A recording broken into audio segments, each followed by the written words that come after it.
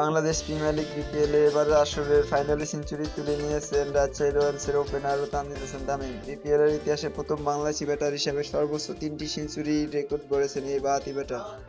তার শতকের উপর ভর করে চ্যালেঞ্জিং পুঁজি পেল রাজশাহী। ম্যাচের শুরুতে ব্যাট করতে নেমে 20 ওভারে 4 উইকেটের বিনিময়ে 174 রান করেছে রাজশাহী। পরে শিরোপা জিততে হলে চট্টগ্রামকে করতে হবে 175 রান। মিরপুর শেরেবাংলা জাতীয় ক্রিকেট স্টেডিয়ামে টস জিতে রাজশাহীকে ব্যাট করার আমন্ত্রণ জানান চট্টগ্রামের অধিনায়ক শেখ মাহাদী হাসান। ব্যাটিংয়ে নেমে উড়ন্ত সূচনা পায় রাজশাহী। তানজিদের ঝড় ও সাহিব জাদার দর্শনশীল ওপেনিংয়ে জুটিতে আসে 83 রান। 30 বলে 30 রান করে আউট হন ফারহান। দ্বিতীয় উইকেটে খেলতে নামা কেন উইলিয়ামসনকে সঙ্গে নিয়ে 47 রানের জুটি করেন তানজিদ। শরীফুল ইসলামের বলে আউট হওয়ার আগে 15 বলে 24 রান করেন উইলিয়ামসন। এদিকে আপন তালে খেলতে থাকেন ওপেনার তানজিদ হাসান তামিম। 50 পূরণের পর সেঞ্চুরিও তুলে নেন এই বাঁহাতি ব্যাটার। বিপিএল এর এবারের আসলে চতুর্থ সেঞ্চুরি এটা।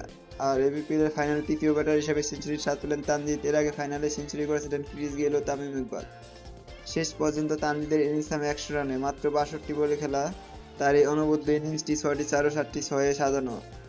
আর দলনেতা নাজমুল হোসেন শান্তর ব্যাট থেকে আসে 11 রান। এদিকে 7 রানে অপরাজিত থাকেন জেমি নিশাম। চট্টগ্রাম রয়্যালসের সফল বোলার শরীফুল ইসলাম ও মফিদুল ইসলাম দুজনেই দুটি করে উইকেটে দেখা পেয়েছেন।